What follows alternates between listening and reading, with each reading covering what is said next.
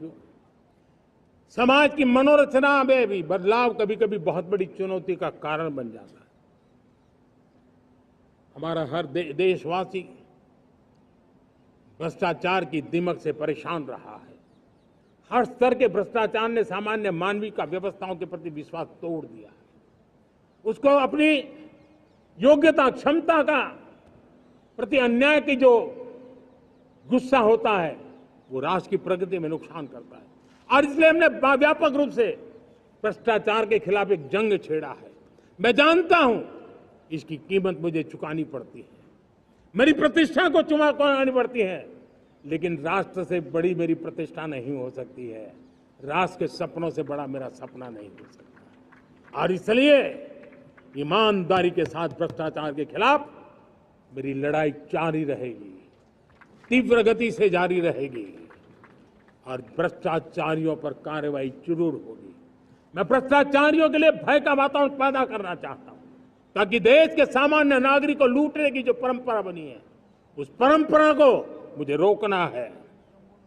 लेकिन सबसे बड़ी नई चुनौती आई है। भ्रष्टाचारियों से निपटना तो है ही, लेकिन समाज जीवन में उच्च स्तर पर एक जो परिवर्तन आया है वो सबसे बड़ी चुनौती भी है और एक समाज के लिए सबसे बड़ी चिंता भी है। क्या कोई कल्पना कर सकता है कि मेरे ही देश में इतना महान संविधान हमारे पास होने के बावजूद भी कुछ ऐसे लोग निकल रहे हैं जो भ्रष्टाचार का महिमा मंडन कर रहे हैं, खुलेआम भ्रष्टाचार का जय जयकार कर रहे हैं। समाज में इस प्रकार के बीज बोने का जो प्रयास हो रहा है, भ्रष्टाचार का जो महिमा मंडन हो रहा है, भ्रष्टाचारियों की स्वीकार्यता बढ़ाने का जो निरंतर प्रयास चल रहा है वो स्वस्थ समाज के लिए बहुत बड़ी चुनौती बन गया है, बहुत बड़ी चिंता का विषय बन गया है। भ्रष्टाचारियों के प्रति समाज में दूरी बनाए रखने से ही किसी भी भ्रष्टाचारी को उस रास्ते पर जाने से डर लगेगा।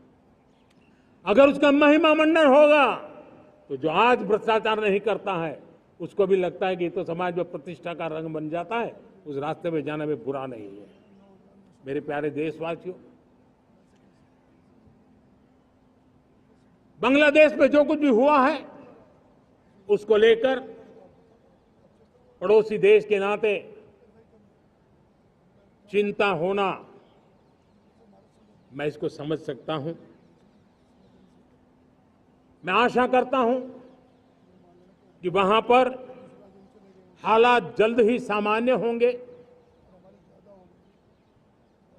खास करके 140 करोड़ देशवासियों की चिंता कि वहां हिंदू, वहां के अल्पसंख्यक, उस समुदाय की सुरक्षा सुनिश्चित हो। भारत हमेशा चाहता है